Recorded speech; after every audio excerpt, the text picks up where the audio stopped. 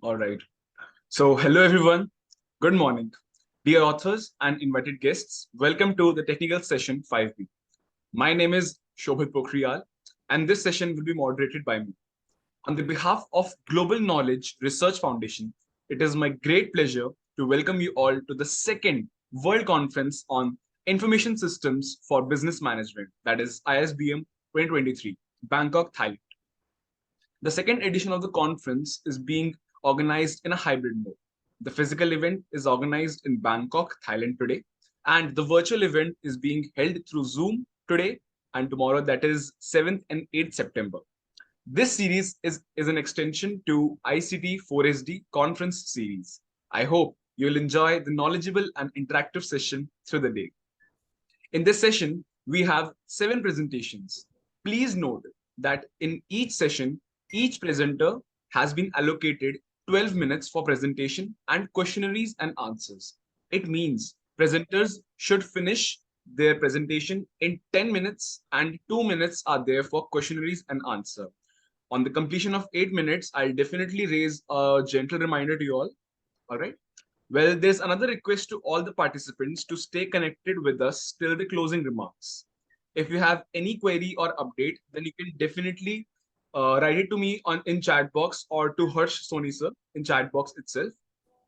And before we start the actual session, I would like to introduce you all to the chair for this session.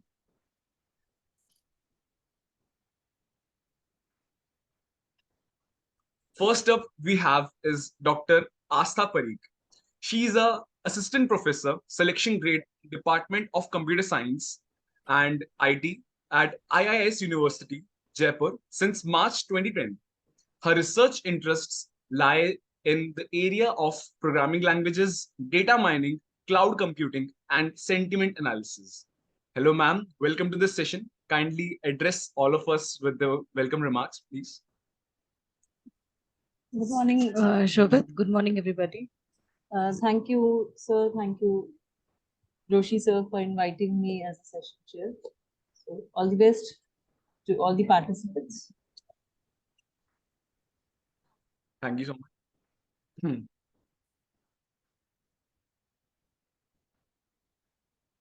Next up, we have is Dr. Parikshit Narendra Mohali. He's a professor and head of Vishwakarma Institute of Information Technology, Pune, India. He completed his PhD in Computer Science and Engineering, specialization in wireless communication from Aalborg University, Aalborg, Denmark. He has more than 19 years of teaching and research experience. He's a reviewer for Springer Journal of Wireless Personal Communication, also reviewer for Journal of Engineering Science and Technology, School of Engineering, Taylor's University. Hello, sir. Welcome to the session. Kindly address all of us with the welcome remark. Thank you all. Very good morning to all, and thank you very much to GR Foundation as well as ISBM 2023, and all the best to all the presenters today. Thank you. Thank you so much, sir. So let's get started with the presentation. So first up we have is Sumant Desai. He'll be presenting his paper on a survey of machine learning and deep learning methods for estimating automatic engagement and attention in online classroom environment. Sir, are you there in the session? Yes, sir. Am I audible, sir? Yes, you are. Okay. Kindly take over. Yeah. I would wish to share my screen. Yes, please do.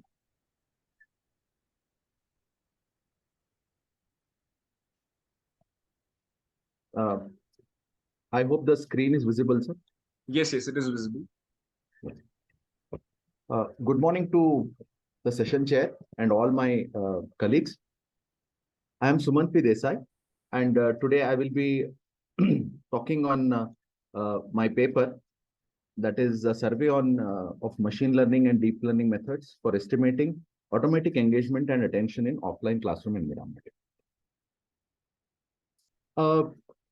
To introduce you about this topic, attention and engagement are two very critical and vital aspects in educational research. Why? Because they are associated with the student learning outcomes and academic success. there has been extensive research on attention and engagement measurement in the educational research domain. Attention can be regarded as selection of incoming information through a set of process, whereas attention is a subset of engagement, and engagement overall is a meta construct which includes all the key factors that are associated with learning and academic performance. Now, having given the importance of attention and engagement, there has been a lot of research on assessing it and understanding the mediation effect attention and engagement have in the classroom. The evolution of the ways in which attention and engagement are measured have evolved.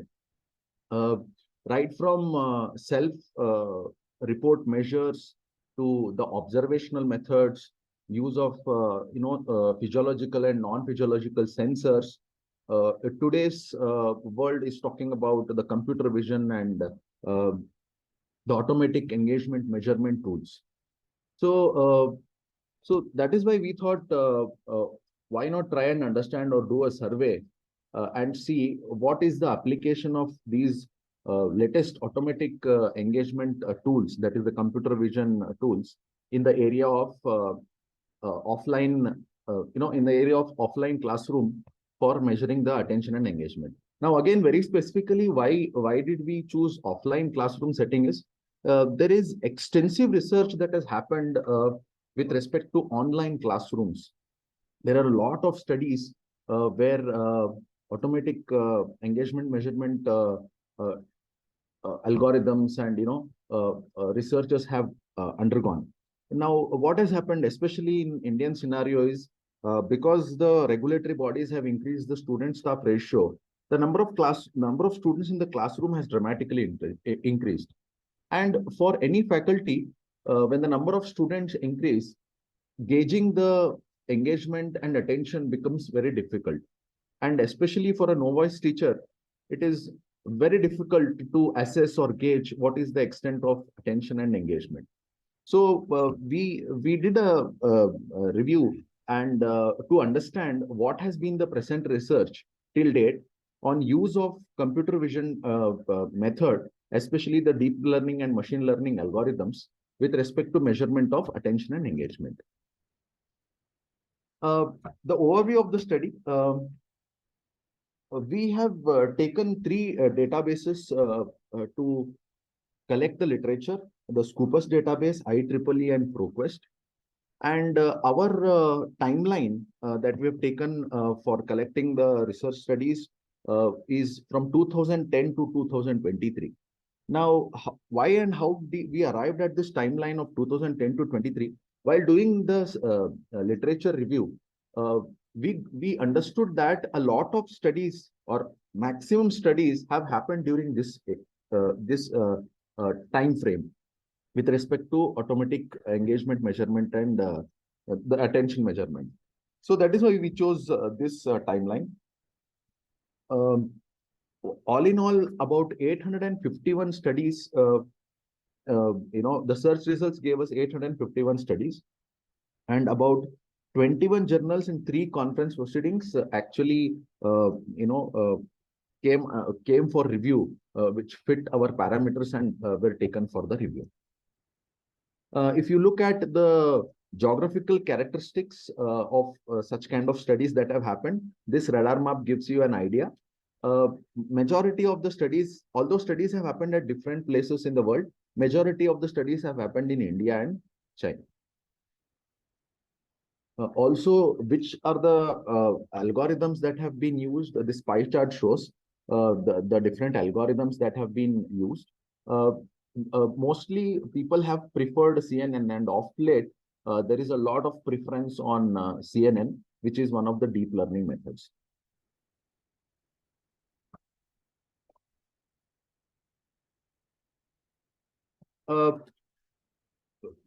What we have done in this paper is we have categorized the methods into 3 categories. One set of studies are talking about the use of traditional machine learning methods like the ADA boost, naive Bayes equation, and all those, and which is about 11 studies. 11 studies have used the traditional machine learning algorithms to assess attention as well as the engagement in the classroom. There are about 7 studies that have used deep learning algorithms to assess attention and engagement. And we found around 6 studies which have been a combination of using either a sensor-based or some other ways of detecting engagement coupled with the machine learning algorithms.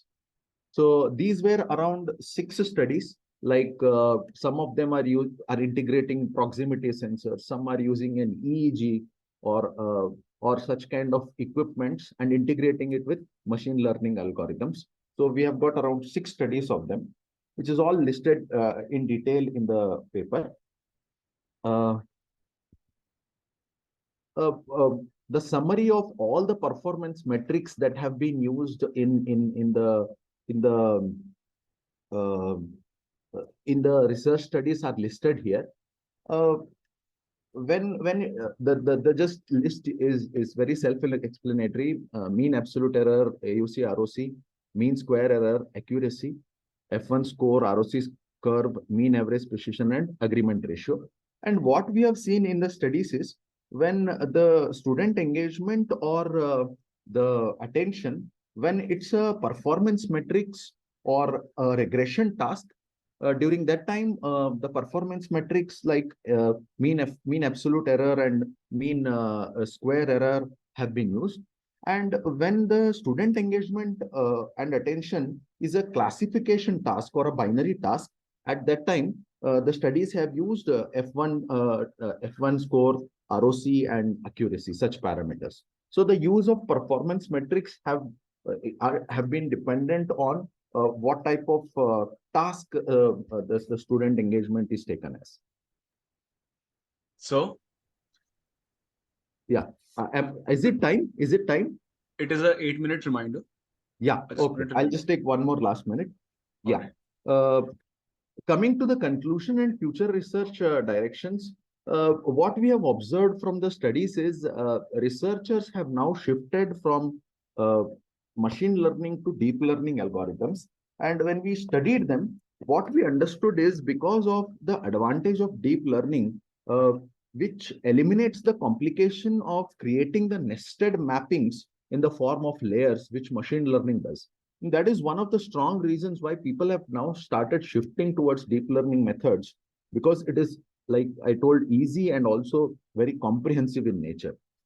This is one trend what we have seen from the review. Looking at the future research directions, the offline classroom environment brings challenging. The offline classroom brings a challenging environment by bringing the challenges of occlusion and synchrony. Occlusion is a scenario where objects are either partially or fully obstructed by another object. Now we can all visualize a offline classroom where there are set of students sitting. When we are recording the image or a video, there is a lot of occlusion. So there can be more research in the field of computer science which can look into avoiding the problems of occlusion. And also synchrony, which is one more challenge, which can be one more challenge for estimating attention and engagement. And that is the mismatch of the frames when the video duration is long.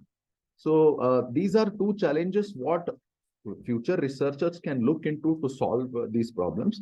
One more area of future research what we have identified is the application of such methods in cross-cultural domains and across streams. In cross-cultural domain is at different with different set of students, and in different streams the adaptability of such work can be used to get better grounding on theories and to get new research insights. Thank you.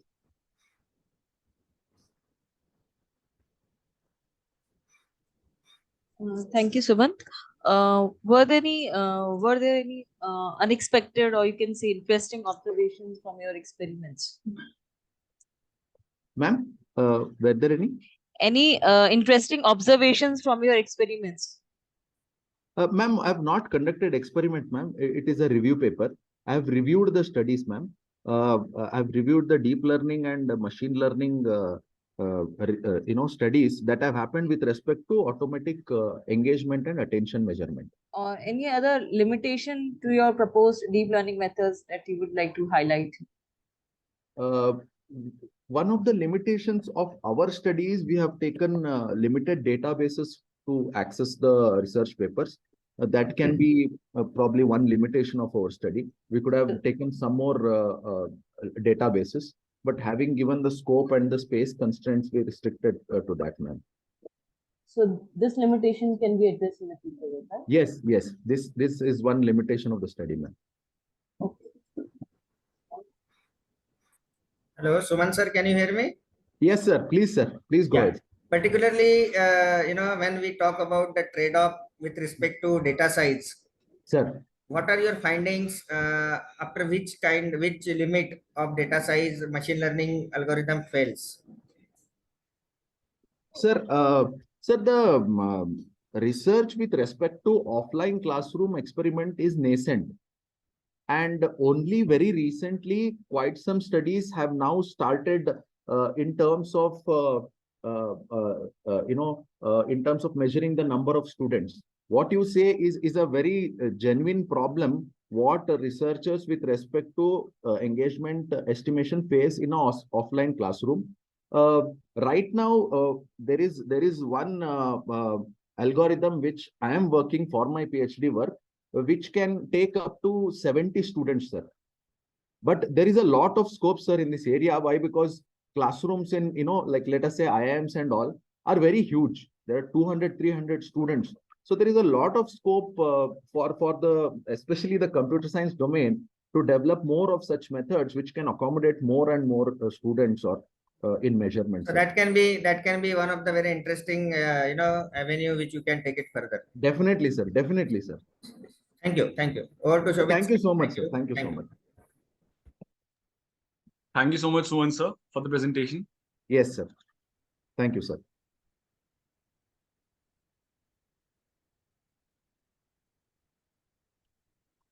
Yeah. So next up we have is MD Shyam Pradhan, who will be presenting on the topic, which is Advancing Fish Species Identification in Bangladesh, Deep Learning Approaches for Accurate Freshwater Fish Recognition. Sir, are you there in the session? Yes, I am here. Can you hear me? Yes, you're audible. Over to you, sir. Okay. Let me share my screen first. Sure.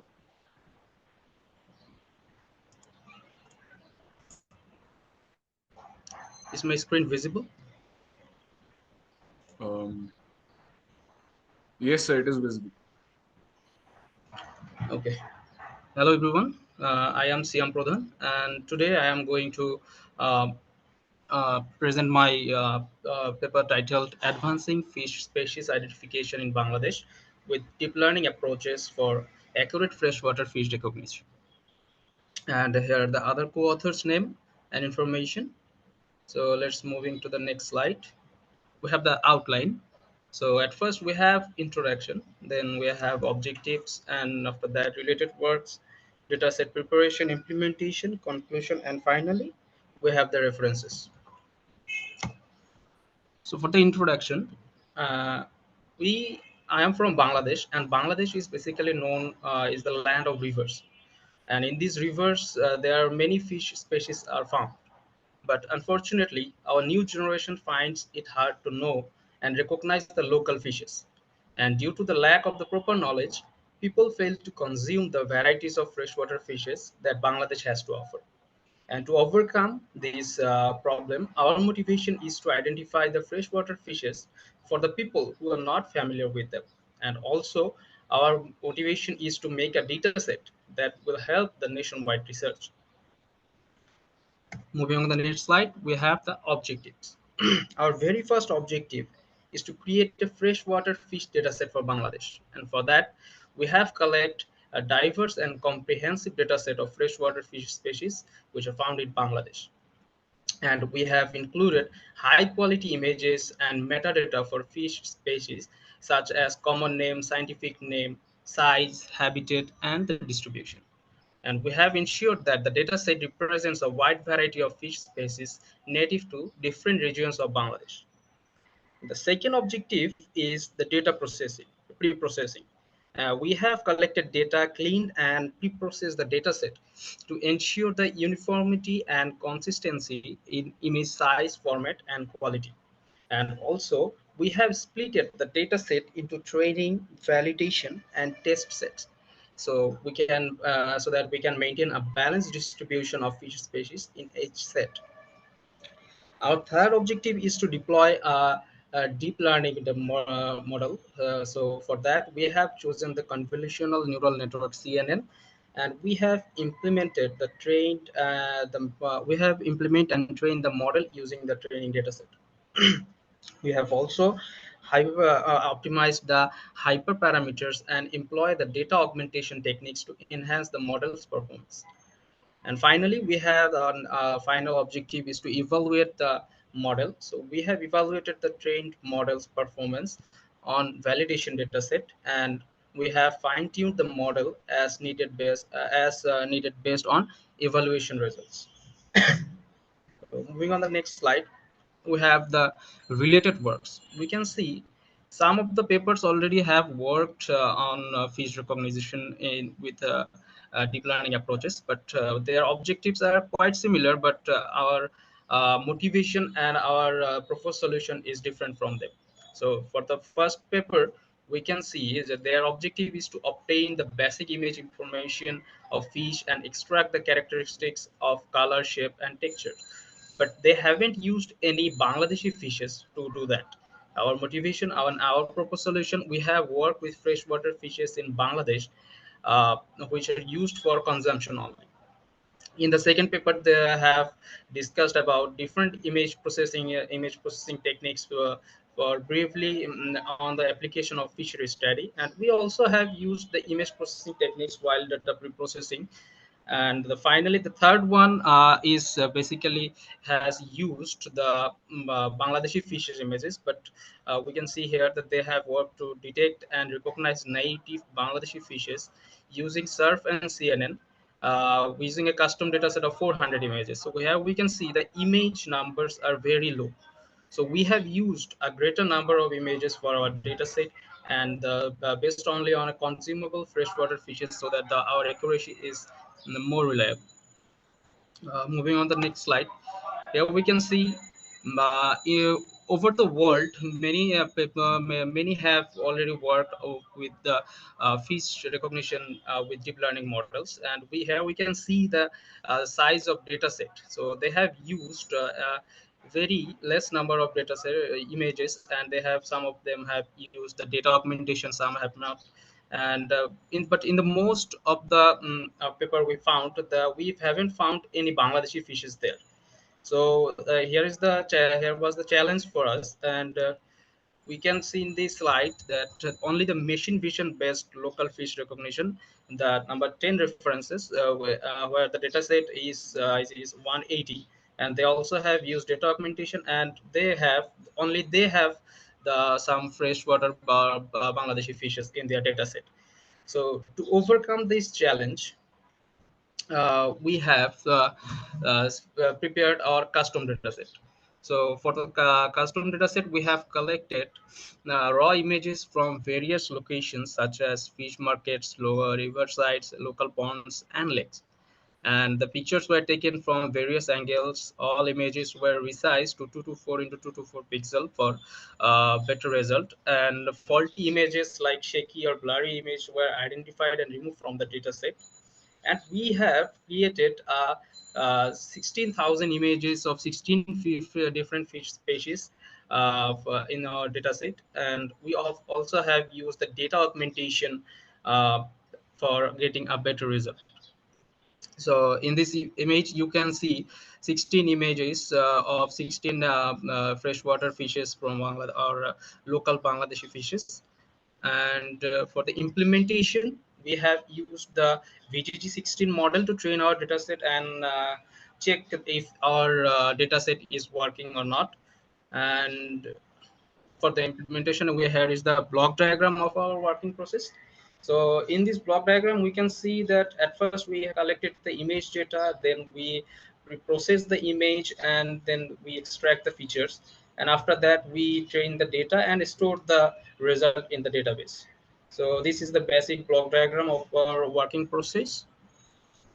And for the result, approximately 70% of the total 16,000 fish images were utilized for training, so which is the main part. And while 20% of the images were allocated for testing, and the 10% remaining 10% we have collected for the validation purposes. And we have got 96% training accuracy with our VGG16 model with our custom dataset.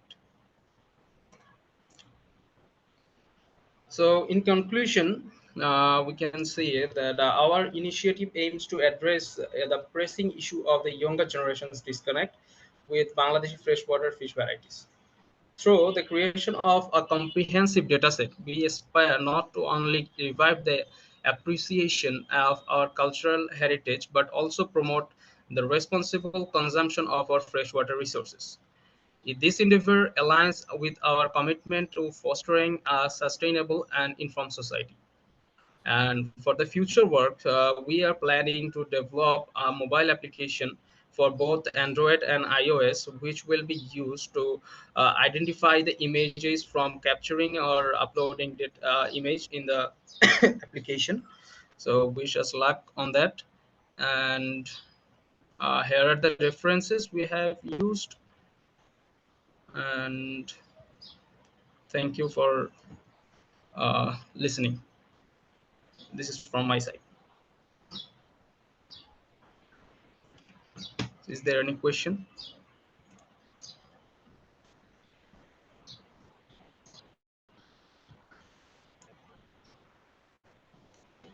Hello. Thank you so much. What are your future plans for the freshwater dish data set in terms of updates or improvements? Ma'am, our plan is to enlarge the data set. We are working and we are planning to publish the data set by our fisheries department, fisheries ministry. So as long as we are planning, so we want to enlarge the data set and collect more data and add to the data set.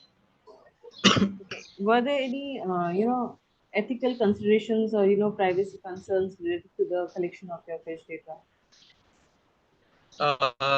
No, ma'am. We collected data from various sources. Actually, we first took appointments from fish markets, and here is a place called Shodorghat where the fish are sold every morning, and we have took appointment to collect the data from there. So there is no ethical issue while collecting the data set.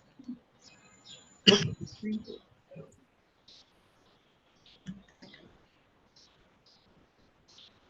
Is there any other questions? Yes, I think so. Parishit sir has one question, that what is the source of data set?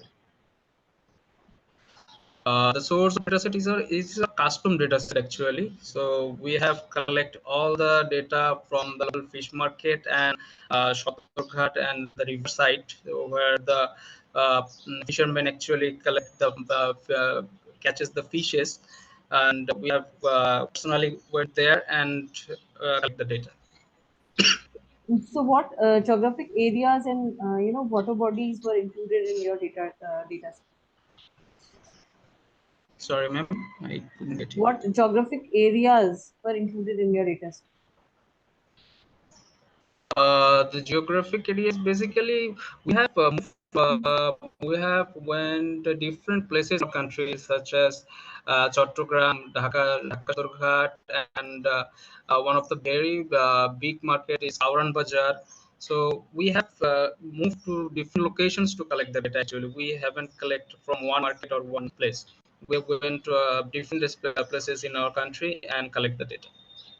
Okay. Did you consider including various species and life stages of fish in the river? Sorry, ma'am. Did you consider including various species and life stages of fish in your data set? We basically in our country most of the fishes are actually freshwater fishes, but we basically focusing on them. We are focusing on them because as a younger generation, me myself find so many difficulties while recognizing these fishes. So if I went to market and I ask for a fish, and if they are giving me another fish, I cannot recognize that fish actually. So this is the problem. So we are working to overcome this problem, that the younger generation, when they went to the market or they go to the market, so that they cannot they do not get confused while buying fish or uh, looking for the fishes. Okay. Thank you. Thank you so much. Okay. Thank you. All right. Thank you so much, Disham, Pradhan. So, Yeah, just I have one small Thank you. question. okay, sure. Yes, What sir, was the please. source of data set?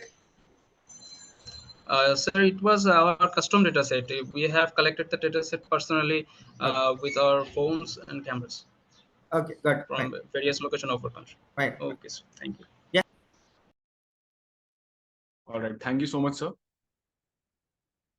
So, next up we have is Rupali Kute, and she'll be presenting on the paper that is comparative study of fingerprints liveness detection using noise in ridge valley structure, texture analysis, and CNN method. Ma'am, are you there in the session? Yes, I'm there in the session. All Good right. morning to all. Yes, over to you, ma'am. Kindly share your screen. Could you please give me share rights? Yeah. Hope my screen is visible. Yes, ma'am, it is visible. Yes.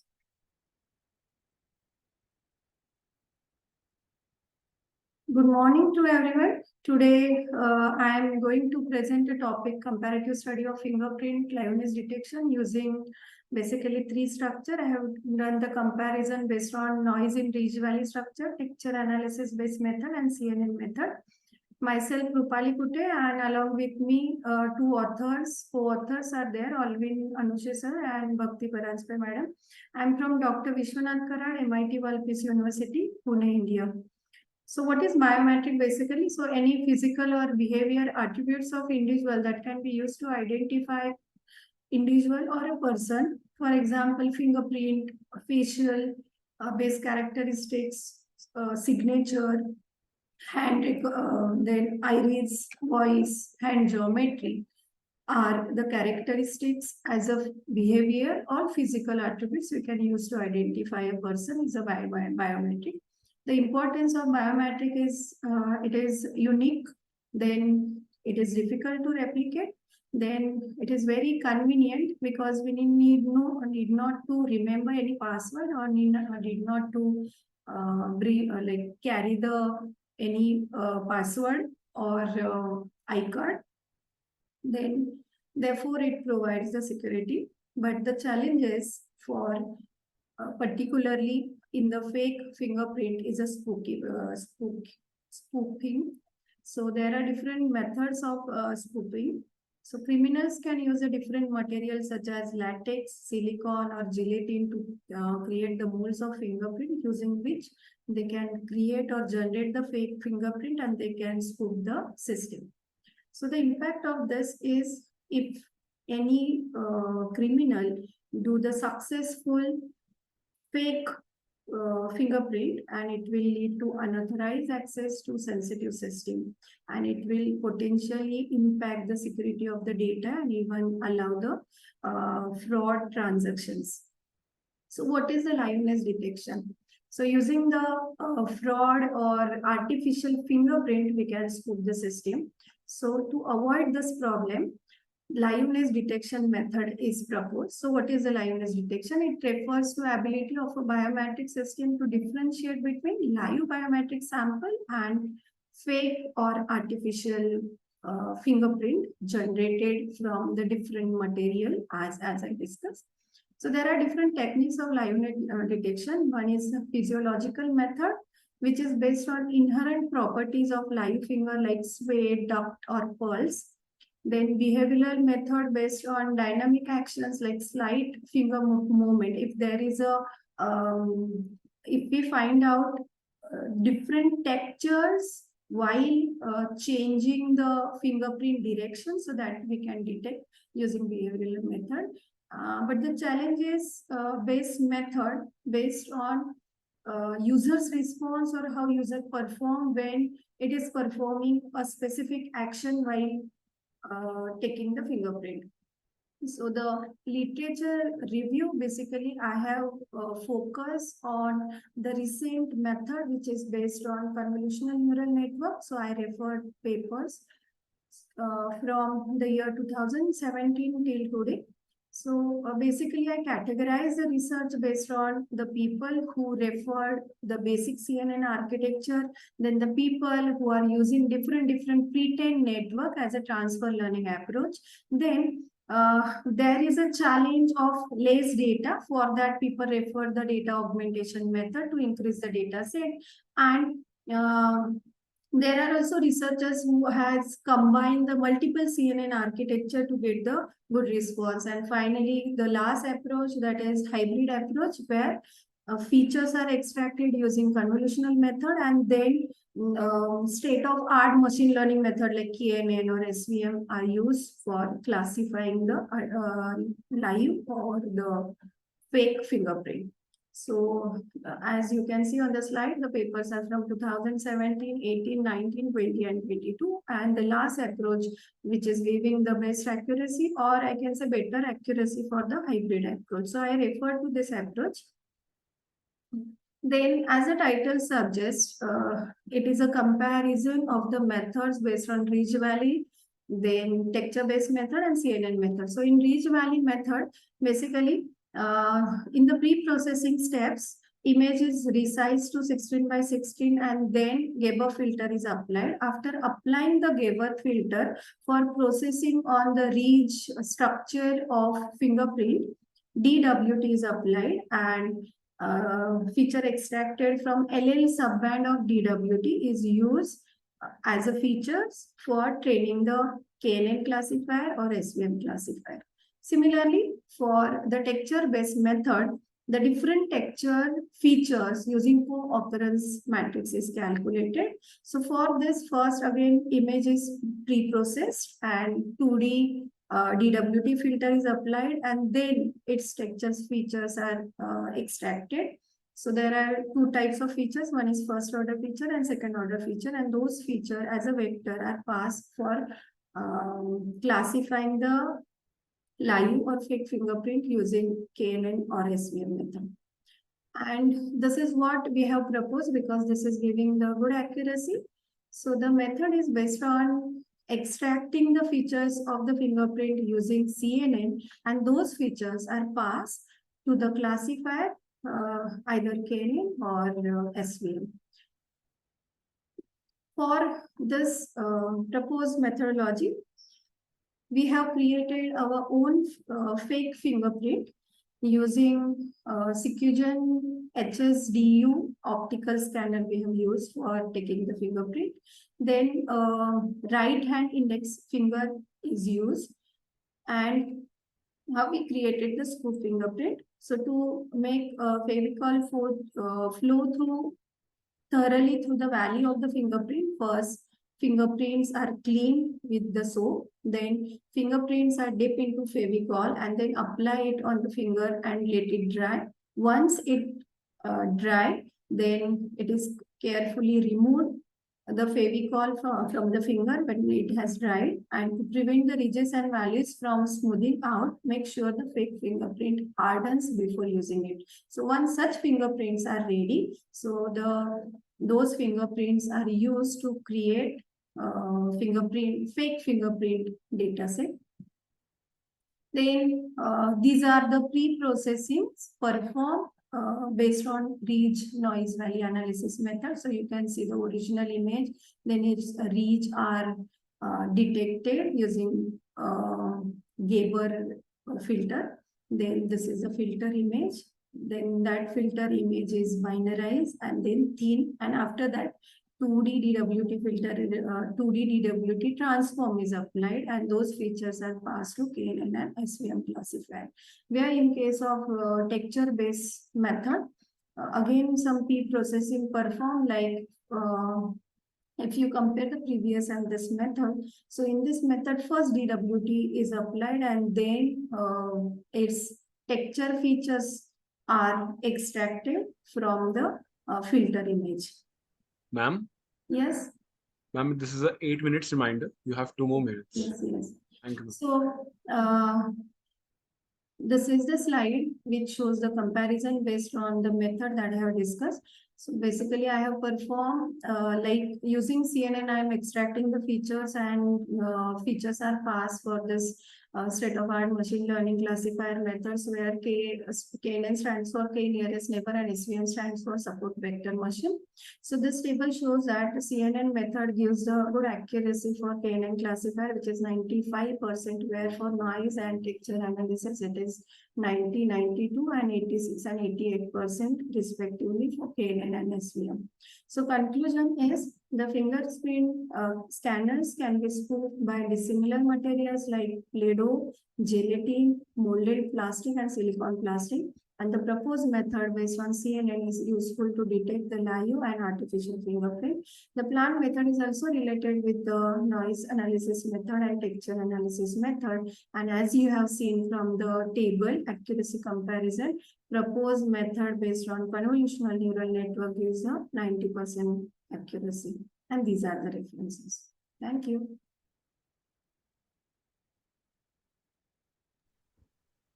Many seats are government sponsored.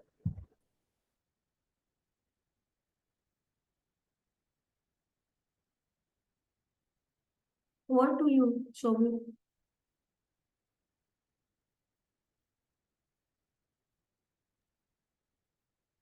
So can you repeat the question? Hello, can you hear me, madam? Yes, sir, yes, sir. Yeah, what is accuracy you have got for your implementation? So 95%. 95%. Have you compared it with some existing work which is similar to your work by KNN or any other neural network techniques? Yes, sir. If you are looking at the slide, I have already compared with the state-of-art methods, which is based on noise and texture analysis methods. No, I didn't see any reference there. So it is like, you are not compared it with state of the art. You can put the reference there to indicate that this is existing work. Okay. Right? Okay, so what is the reason you get 3% of improvement here? So in CNN, we get the minor features. That's why there is improvement of 3% accuracy. Okay. All right, let's then proceed. Thank you so much, ma'am, for the presentation. Thank you.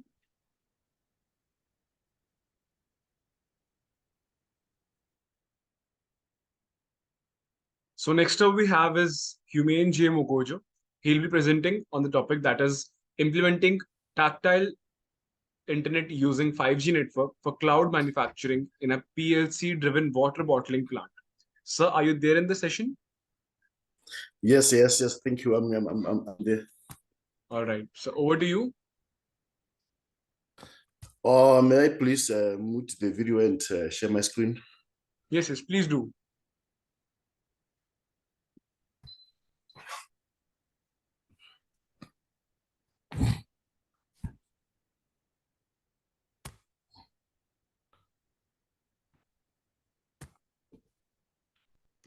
I hope we can see my screen now.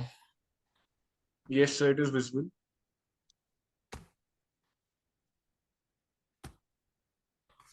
Okay, thank you very much every time, and I really appreciate the chance of giving me a chance to present the project. My name is Humani Mukoto, and I'll be presenting to you the project by the title, The Implementation of Tactile Internet Using 5G Network for Cloud Manufacturing in a PLC-driven Water Bottling Plant. The table of contents for the presentation will be as listed on this slide. And now introducing you to the study environment, I'll start by explaining smart manufacturing,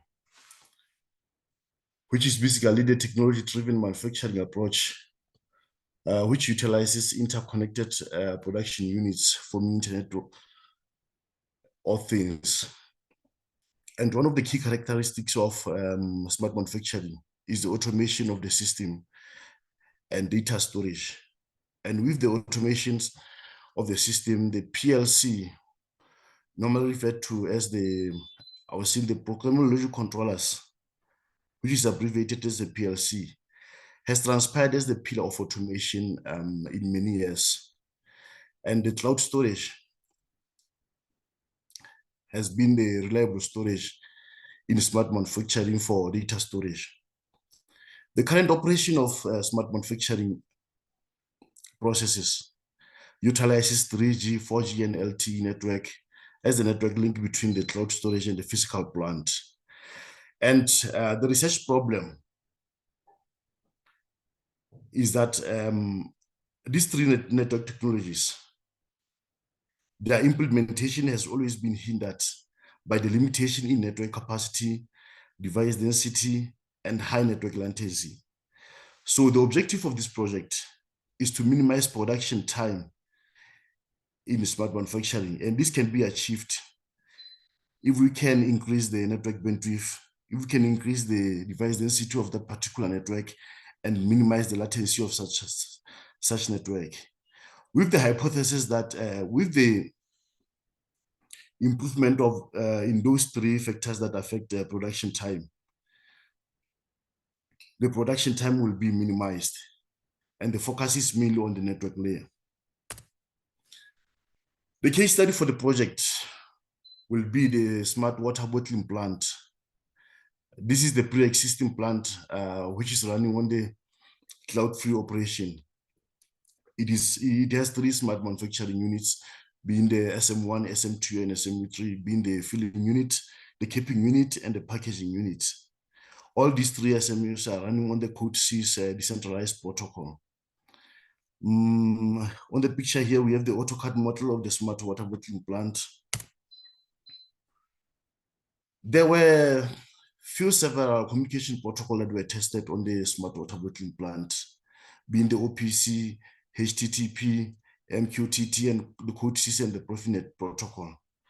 And looking at these 5 communication protocols, MQTT and Code 6 were the only protocols that run on the decentralized protocol operation. But between the two, the Code 6 has the minimal latency, much as the Code 6 has the payload query, which is low, 32 bits. It was decided that is the best communication protocol for the application as a trade-off between the latency and the payload when you compare between the Code 6 and the MQTT. Now coming to cloud manufacturing. This is the computer-aided manufacturing technique that deploys cloud computing technology to provide a centralized platform for managing manufacturing activities. And these manufacturing activities can either be monitoring, operation, remote maintenance, production, supply chain, designing, and even monitoring such system remotely. And the link between the physical plant and the cloud storage has always been implemented using those 3 network technologies as indicated on the previous slide, which we stated that the research revealed that they are hindered by limitations in these 3 factors which affect the production time. Tactile internet, which is the ability to monitor the physical system and apply some interruption to such system operation through the internet. One of the key requirements for the application to be called a tactile internet application is the fast network, which facilitate the visual presence and enhance the bidirectional feedback of in such system. 5G network, which is equipped with less than 1 milliseconds in latency, up to 10 gigabits per second of the bandwidth, and 1 million devices per kilometer squared of device density, has the ability to facilitate these tactile internet applications. And according to the 3GPP and the ITU, they promise us 99.99% in reliability of when implementing using 5G network.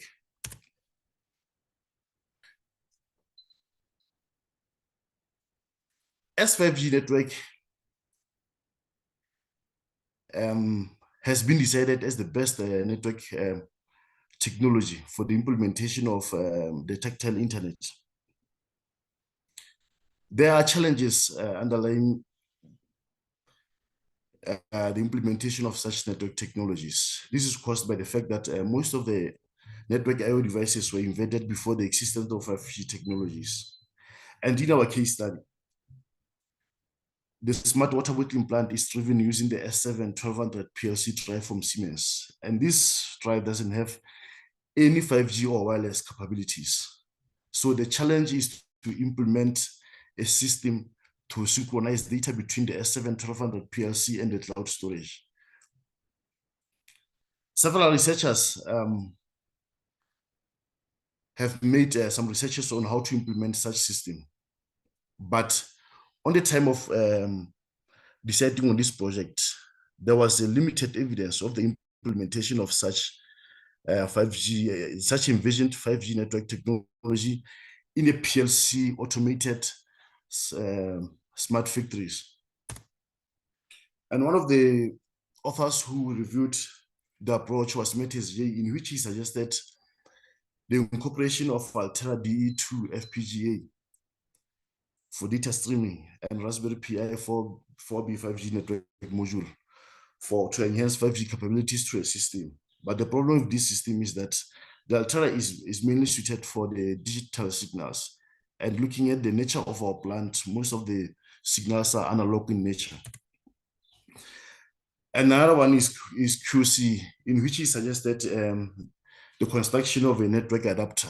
This network adapter consists of a Landscape 1046 multi-core processor and RM500 UCN network module to enhance 5G capabilities. But the drawback with this approach is that all the Landscape FPGA families have the maximum data rate of 2,100 kilobits per second, which will bottleneck the system when it comes to the data rate. You mean, sir? Yes, yes, sir. This is an 8 minutes reminder. Okay, thank you. Siemens proposed the utilization of the Scalens MM856 router. This router has the ability to transmit both 4G and 5G network. And this is the most recommended setup using the Scalens. The detailed setup for the Scalens is as shown on this picture. And the comparison between the wired communication 4G network setup and 5G network setup will be made after collecting the results. And the theoretical result is as listed on this table, which will be governed by the ability of the Scalens and the Profinet communication maximum data capacity of the physical plant. The conclusion is that with the incorporation of 5G network over its preceders, being 3G, 4G, and LT network, the production time will be increased in smart water bottling plant. Thank you. Thank you, Himi. It was a nice presentation. Oh, thank you very much.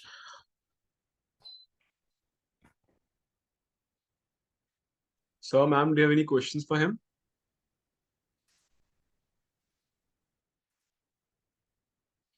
All right. Thank you so much, Humain sir, for this presentation. Okay, thank you very much. So next up we have is Sadia Hussain Rumpa, who will present her presentation on InfraChain, a sensor-enabled roadway management application using blockchain and digital tool. Ma'am, are you there in the session? Yes, I'm here. Am I audible? Yes, ma'am, you're audible. Now over to you. Thank you.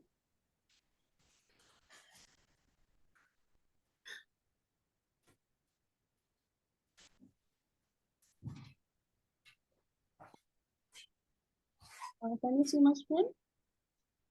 Yes, it is visible, ma'am. You may proceed. Thank you. Good morning, ladies and gentlemen. My name is Sadia Hussain Rumpa. I'm currently pursuing my bachelor's degree in computer science at the University of Liberal Arts, Bangladesh. The paper I will be presenting have five more authors.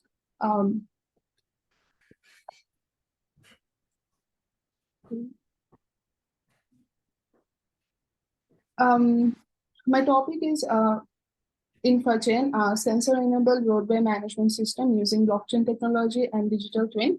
And throughout the presentation, we will delve into the following key areas.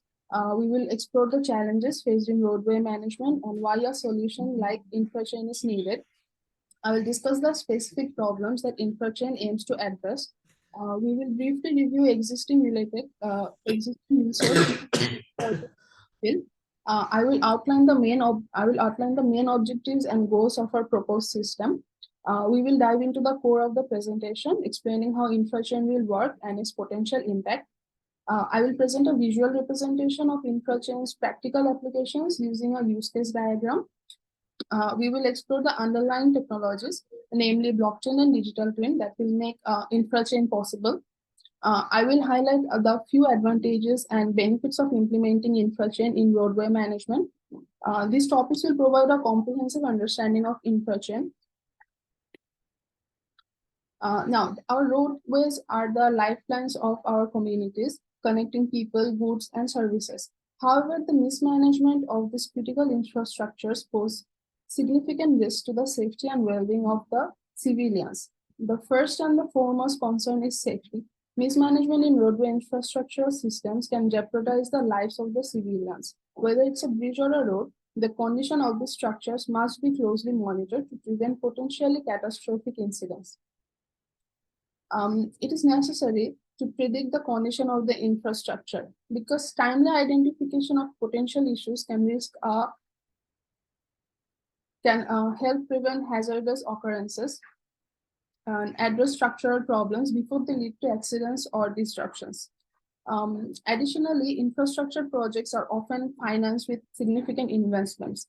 But the tracking of the expenditure and ensuring the transparency in financial matters can be challenging. This lack of transparency can lead to conflicts in principles and even legal disputes. So the motivation behind our exploration of InfraChain is to address these critical concerns.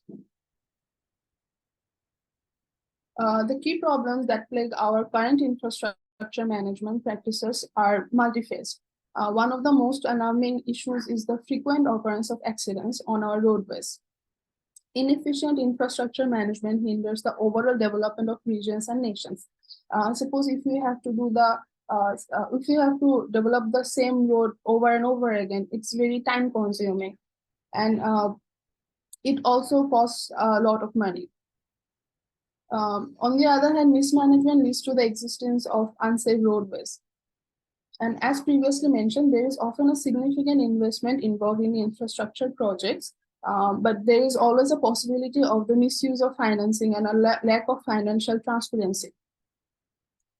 The physical condition of our roadways deteriorates over time due to various factors such as weather, wear and tear, and lack of maintenance. This deterioration not only increases repair costs, but also contributes to accidents.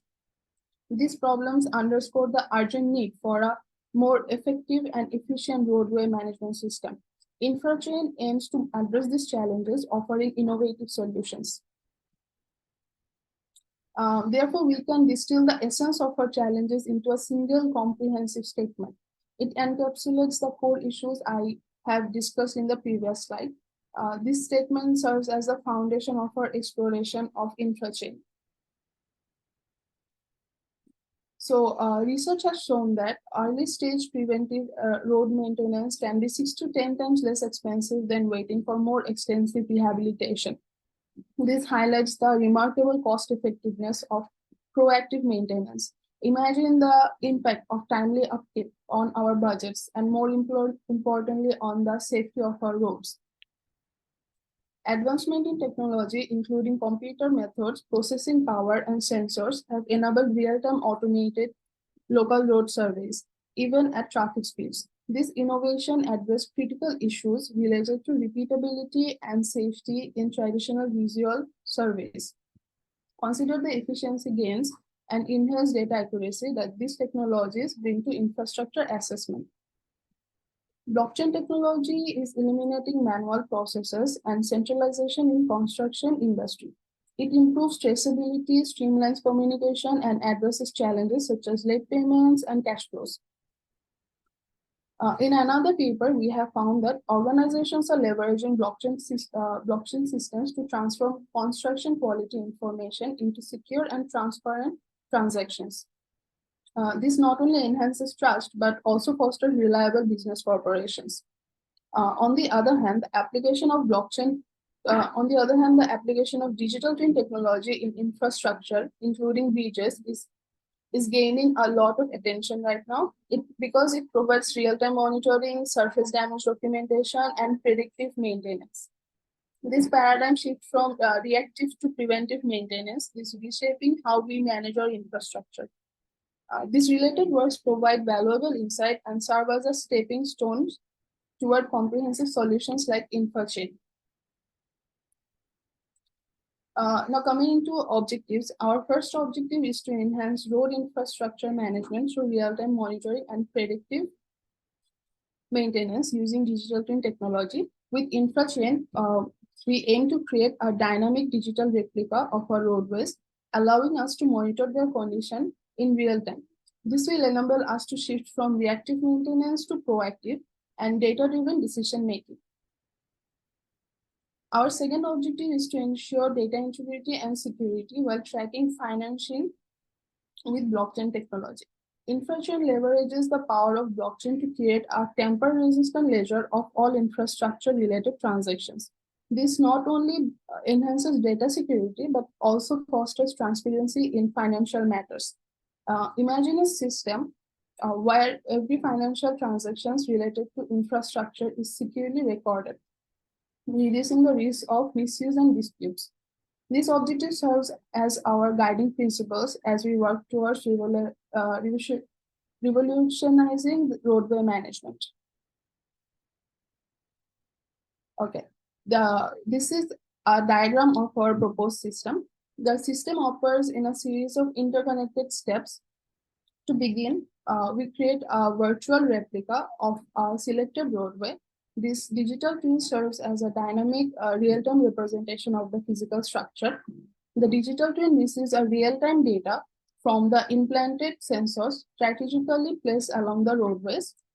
These sensors collect vital information related to structural health, environmental condition, traffic flow, and vehicle counts. This wealth of data allows us to comprehensively analyze the roadway's condition. We can detect any sign of damage, speculate on unconventional situations by simulation and make informed decisions. Simultaneously. Ma'am, this is a 8 minutes completion reminder. Thank you. Thank you. Simultaneously, all the data is securely stored in a dedicated blockchain. This blockchain acts as a secure ledger, recording crucial information such as constructional details, investment records, stakeholder information, damage and repair records.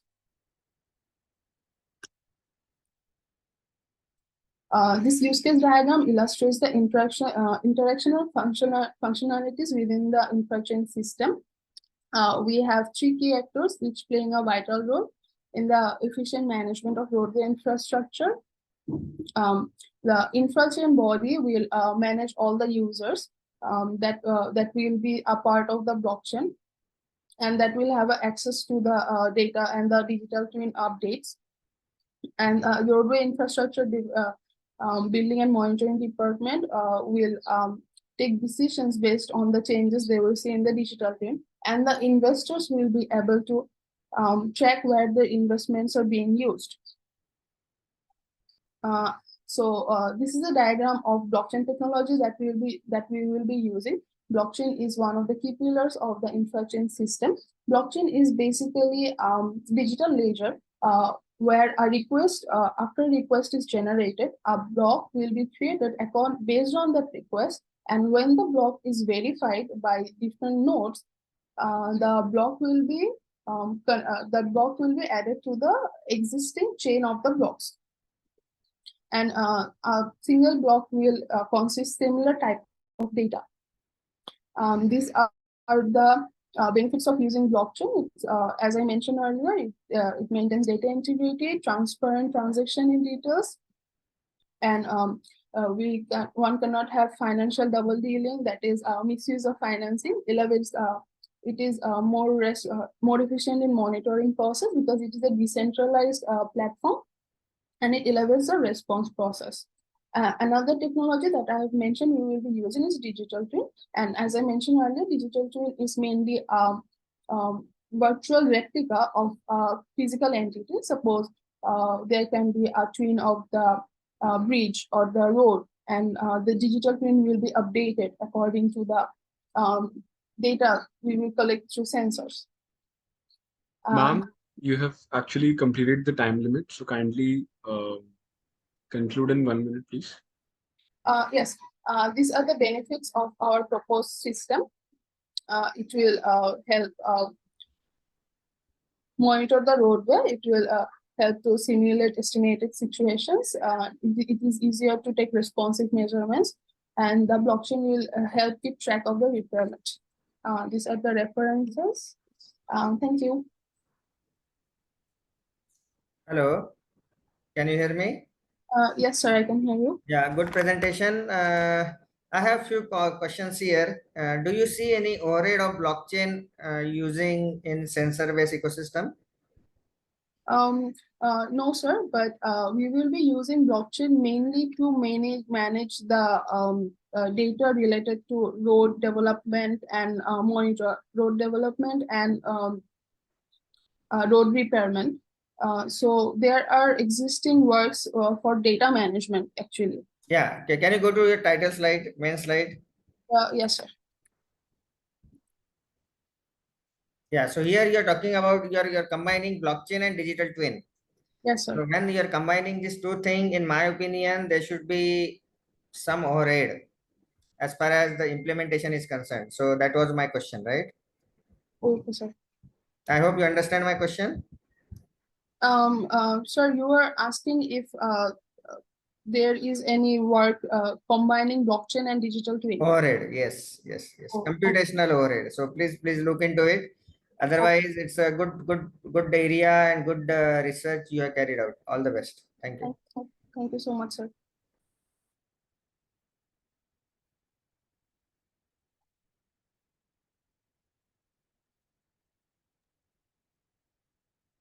Asta ma'am, do you have any question? No, sir. Okay. Thank you so much, Sadia, for the presentation. Thank you for having me.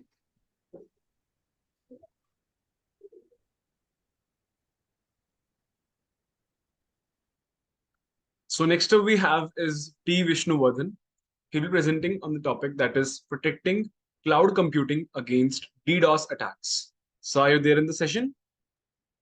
Yes, sir. Yes, sir. Yes. You may please take over.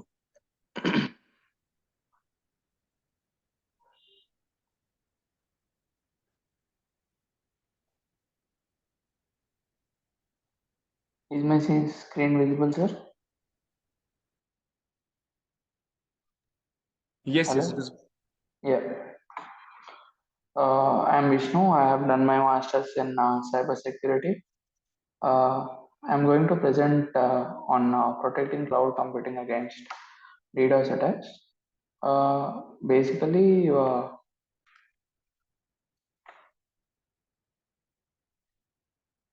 Yeah.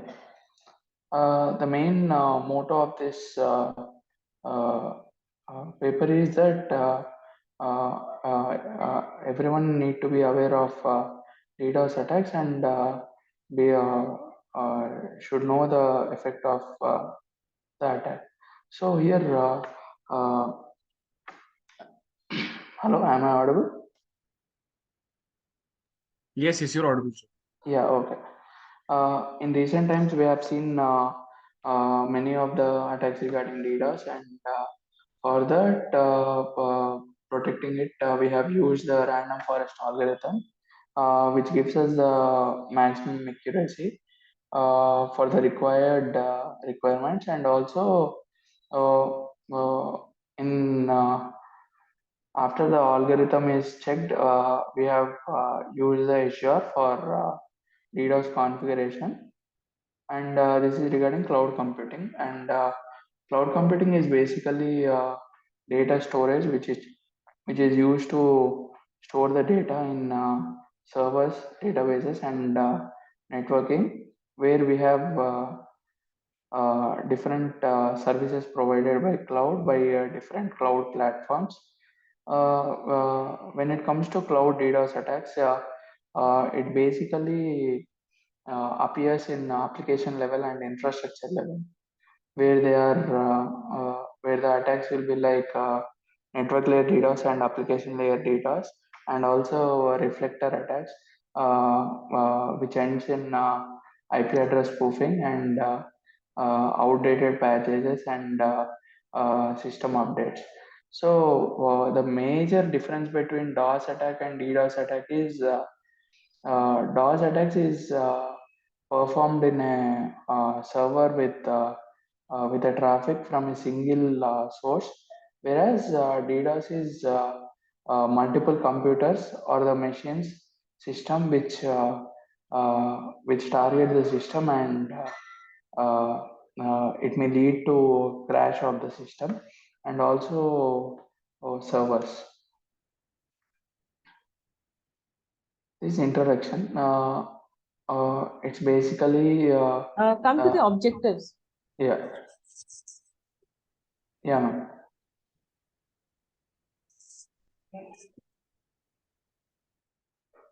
Hello.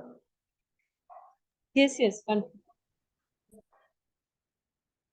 Yeah, ma'am, I have already explained this slide. Okay, here we have. Yeah. Please explain it again, as you were not audible. Yeah, okay, ma'am.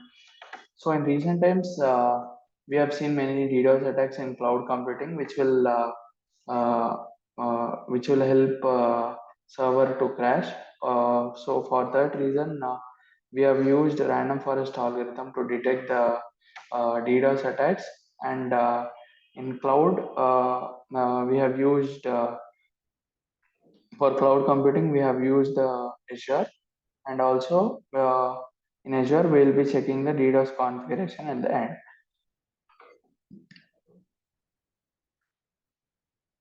Here, cloud computing will basically release the server databases, software, and networking, and it is basically pay-per-use model, where here for DDoS attack is basically the uh, basically it will target the server and disrupt the server by giving the by loading n number of data and uh, huge traffic. With that, the system may be crashed. So in literature survey, in one of the paper, they have discussed that firstly they have used a VM for DDoS attacks, and then by using cloud service provider, it overheads the traffic, and it indirectly jam the infrastructure. So for that, they have developed the cloud infiltration defenses mechanisms. This is one of the related paper, and one more is uh, one is like they have tried to detect the traffic through CCNA CCNA model, and also here there is an implementation of HTTP unbearable load king, which basically tells us about here we have performed the HTTP DDoS by using Hulk script, and also capture the data through Wireshark. It basically floods the data, and also it does not take a lot of network traffic. A lot of attack is prevented by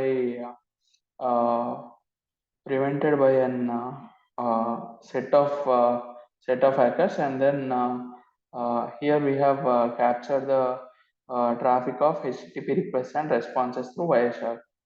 And also XML bomb is one kind of attack which can be done. For that, basically whenever here we have used the BWAP, which is one of the testing environment. In this, whenever we click on the icon, whenever the traffic is spiked, then we'll get to know the traffic by using it.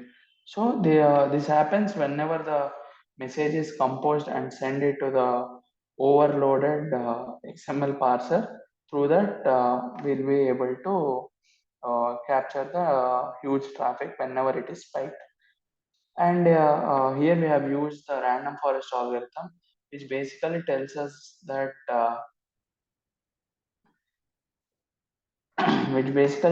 about whenever we'll be using a training set of data, and then use various data points like decision tree or SVM. Whenever the data positions were built, we'll be repeating the same steps, which are 1 and 2. Accordingly, at the end, we will get the as there are maximum number of votes, due to which we'll get the prediction of the algorithm. So this is the training set and data set of difficulty level, and the data set we have used is the custom data set. Here with the data set, there is a spike in highest traffic at the service, and also here according to the protocol wise, we will be seeing the spike. This is the train and test data of protocol type, and this is the count graph, which basically represents that the testing of Sir? Yeah. So this is a 8 minutes completion reminder. Thank you. Yeah, okay. Here we'll be testing the data. Accordingly, we have there is a huge traffic which is present in the protocol types, and finally, by using the data set, we have calculated the accuracy, and the accuracy is 97%. And we have created a virtual machine in Azure Cloud. By using the virtual machine, we get the DDoS configuration by using a public IP address. Accordingly, we'll be checking for DDoS configuration, how much traffic is captured. So the mitigations is like between networks and firewalls, we can have the traffic scanning barriers, and also we can use the anti-malware, antivirus, these things. Even these can be bypassed few of the scenarios. Yeah, that's it from my side, and these are the references.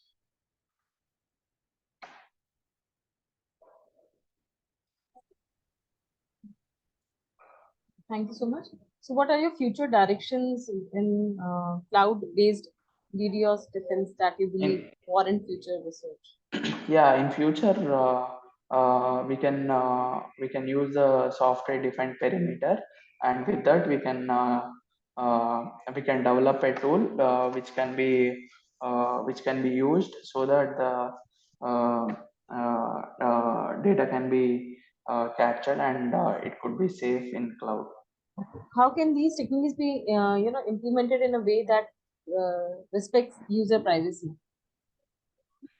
So for privacy, we'll be using a few of the techniques by implementing firewalls, and implementing the firewall which could not be bypassed. For that, we can use few of the APIs, and we can protect the application through a API. Okay. Yeah. Thank you. Yeah, thank you.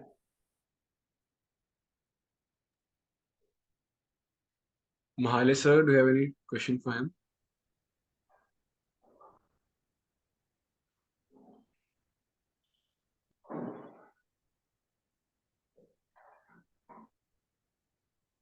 All right. Thank you so much, Vishnu sir, for your presentation. Thank you, sir. Thank you. Thank you for the wonderful opportunity. So, next up we have is Nirmani Karagampitiya to present her paper on voluntary turnover prediction system for tourism industry with special reference to hotel industry in Sri Lanka. Ma'am, are you there in the session?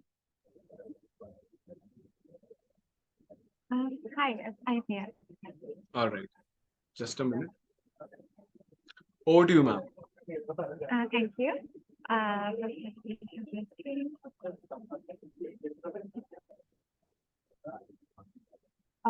Is it visible? Yes, yes, it is visible. Okay, now I'll start. Hello everyone, my name is Nirman Karagampitiya, and I'm from the Institute of Technology, Sri Lanka. And I have authored this one vision of prediction system for the industry with special reference to the hotel industry in Sri Lanka using machine learning. This my co-author, Ms. Abhani Tekrananda. Let me take a look at this problem. This is a problem which has been going on for several years in Sri Lankan hotel industry. The voluntary turnover, especially among the local level employees.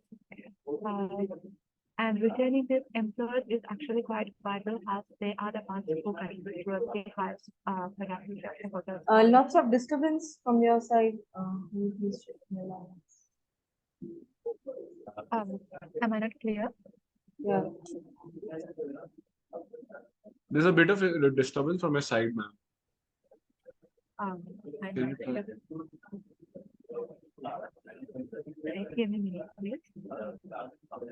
Yes, you're audible, but actually the surround sound is quite a bit. So you can try speaking louder, or you can go. Yeah, sure. Am I audible now? Yes, yes, you are clearly. Okay. Sure. Do I need to start over, or? You may proceed. Yeah, sure. So as I was saying, this is a quite vital experience by the Sri Lankan hotel industry for several years now, and retaining these lower level employees is quite vital, as most of them they are the ones who contribute towards the highest productivity of the hotel industry by directly interacting with the customers.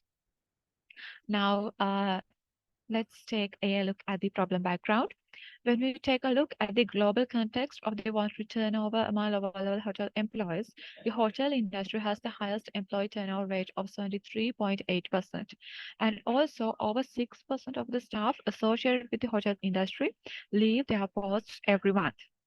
And the cost of replacing these employees cost at up to around 30 to 150% of an employee's salary to a hotel. And when we take a look at the Sri Lankan hotel industry, the tourism industry contributes towards 4.3% of Sri Lanka's gross domestic product. And it also ranks third in terms of country's foreign exchange earnings as well. And the Hotel industry is one of the 4 subsectors which make up the tourism industry. And also 81% of the direct employment of the tourism industry is contributed by the hotel industry. And these factors make it visible that how important it is, how much of an important role the hotel industry plays in Sri Lanka's economy. Moving on, key problem. Voluntary turnover among global level employees in the hotel industry in Sri Lanka is the key problem addressed through this research. When we are referring to the lower level employees, kitchen helpers, cleaners can be taken as lower level employees, and these employees are the ones who are directly interacting with the customers. And also, retaining them employees is quite vital, as many Sri Lankans tend to not to enter the hotel industry easily, and also most of the people tend to have a negative stigma towards the people who are in the hotel industry. Therefore, it is quite vital for the hotels to retain the available employees and continue towards the growth and productivity of these employees as well. When we take a look at the sub-problems which contributes to the voluntary turnover among lower-level hotel employees, it was discovered through research that insufficient economic compensations, job dissatisfaction, unreasonable job demands, such as being asked to work for longer hours and also for additional extra hours, and also being asked to undertake the workload of the employees who have actually left the company, rather than hiring new employees, and also the employees being offered with better employment opportunities, such as in the overseas hotel industries, job insecurity, as the hotel industry is quite vulnerable to external threats, and also personal stress, which is often caused by the negative stigma pointed towards the hotel employees, and also the employees employees failing to manage their work-life balance after getting married. These are the main sub-problems as identified through research, which affects the voluntary turnover among global level employees in the hotel industry. And when we take a look at the review of similar literature, it was discovered that machine learning algorithms have been widely used to address turnover through providing employee turnover predictions. And also, most of these researchers proved that the tree-based models deliver the highest performance when predicting the employee turnovers. And also, most of the researchers highlighted that when applying feature engineering and through identifying the key features, the predictions, outcomes of the predictions can actually be improved. Also, most of the research suggests that there's a need to forecast not only the turnover predictions for an organization as a whole, but with an individual focus and identifying their turnover drivers as well. And also, this suggests that we need to discover how the turnover can be prevented as well, not being limited to just predicting the turnovers.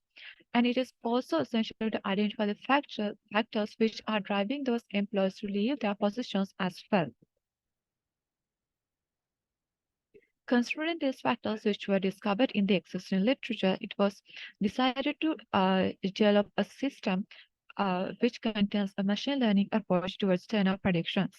And the two core approaches which are aimed to be included in the systems are identifying the churners from the non-churners. That means identifying the employees with the turnover intention with the employees who actually do not hold any turnover intention, and also predicting for possibly how long an employee is planning to stay at a company. And the features to be adapted to the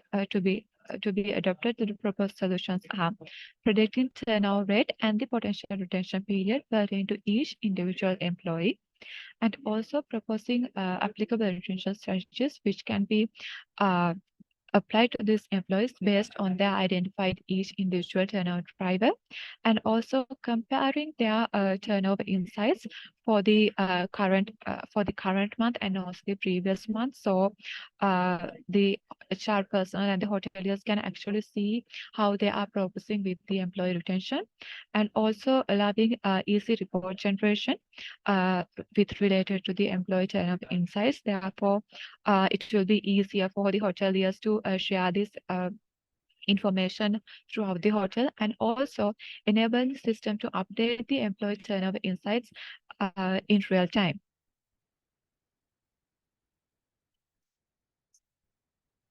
Finally, in conclusion, I would like to say that voluntary turnover among global level hotel employees is a quite prevalent issue which has been going on in Sri Lankan hotel industry for several years.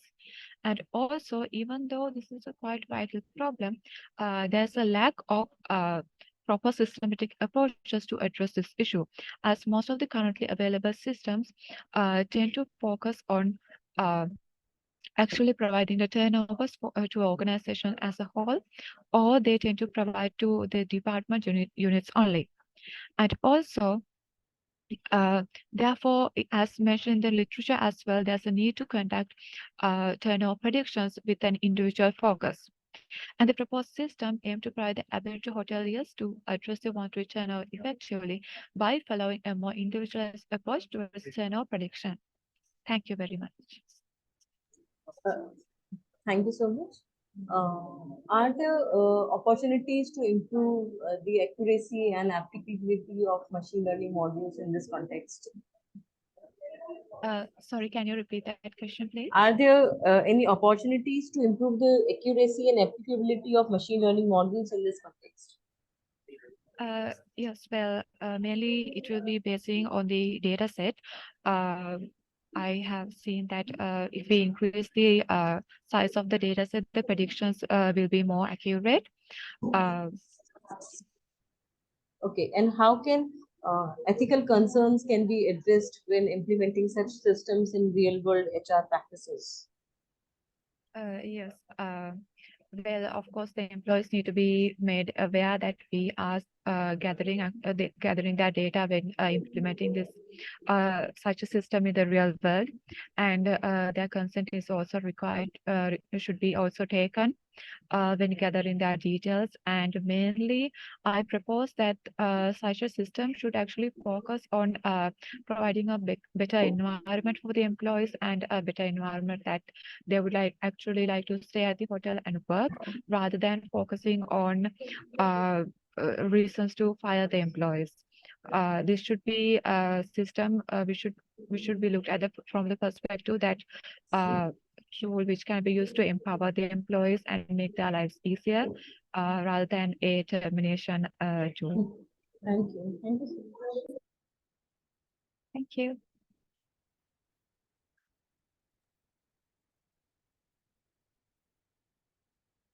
Bahali sir, do you have any question? No, sir. It's okay. I'm fine. All right. Thank you so much, ma'am, for the presentation.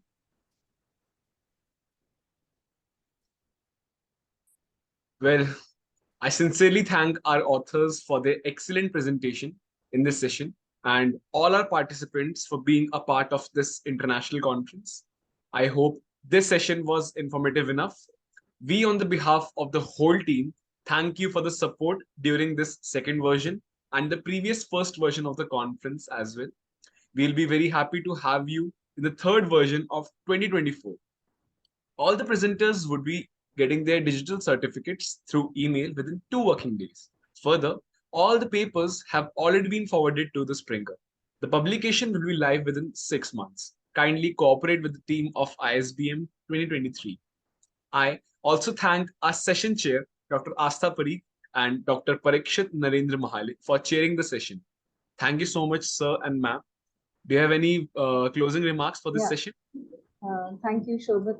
I would like to take this opportunity, to express my sincere gratitude to the entire conference organizing team. Thank you, Joshi ji, for inviting me to serve as a session chair at the remarkable event. And it has been honor and privilege to be the part of this conference, and I truly appreciate of the opportunity to contribute to the success. And I'd like to thanks to all the presenters who share their valuable research and insights with us today. Your presentations were not only informative, but also thought-provoking, shedding light on various important topics and pushing the boundaries of knowledge in your respective field. So your hard work and your dedication were clearly evident, and I commend each of you for your outstanding contributions. So conferences like these are a testament to the power of collaboration, the pursuit of knowledge. So it's through events like this we can be collective. So I've been thoroughly impressed by the quality of the research presented today, and I'm confident that your work, will have a meaningful impact of your respective domain.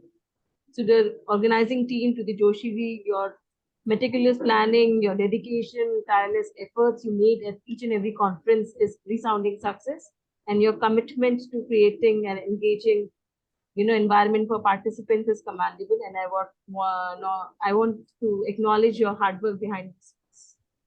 So once again, thank you for all this wonderful experience, and I look forward to your future opportunities. Thank you so much. Thank you so much, ma'am. Sir, any closing remarks? Yes, thank you all presenters for wonderful presentation. I'm very sure that you all will continue this part of your research in the future as well. Many of you, I could see that there are some master students as well as many of them are PhD students, those who have presented today.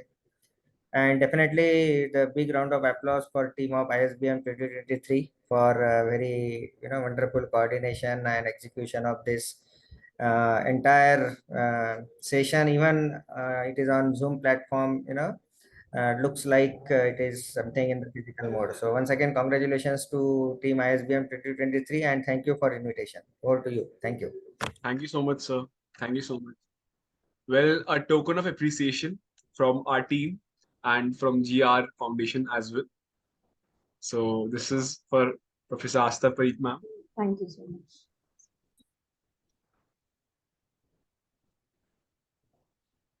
And this is for Professor Parikshit and Mahale. Thank you so much, sir. Thank you so much, ma'am, for this.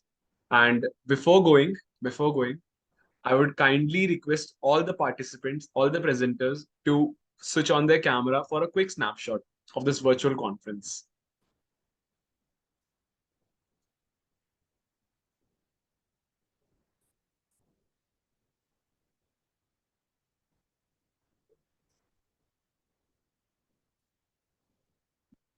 All right. Thank you so much, everyone. Thank you so much for this session. Thank you. Good day. Bye. Stay healthy, stay safe, everyone. Bye-bye. Thank you, ma'am. And thank you, sir, once again from my side.